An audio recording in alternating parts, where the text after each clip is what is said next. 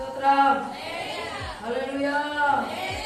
తనకున్న కుష్ఠరోగాన్ని బట్టి సమాజం అతన్ని వెలివేసేసింది, హీనంగా చూస్తుంది. సహాయం చేసే వాళ్ళు ఎవరు ఆ కుష్ఠరోగికి లేరు. ఆ కుష్ఠరోగి కనపడితే రాళ్ళు విసిరి కొట్టి చంపడానికి రెడీగా ఉన్నారు, కానీ అతన్ని ప్రేమించే వాళ్ళు ఎవరు లేరు, ధైర్యపరిచే వాళ్ళు ఎవరు లేరు, ఆదరించే వాళ్ళు ఎవరు లేరు, బాగు చేసే వాళ్ళు ఎవరు లేరు.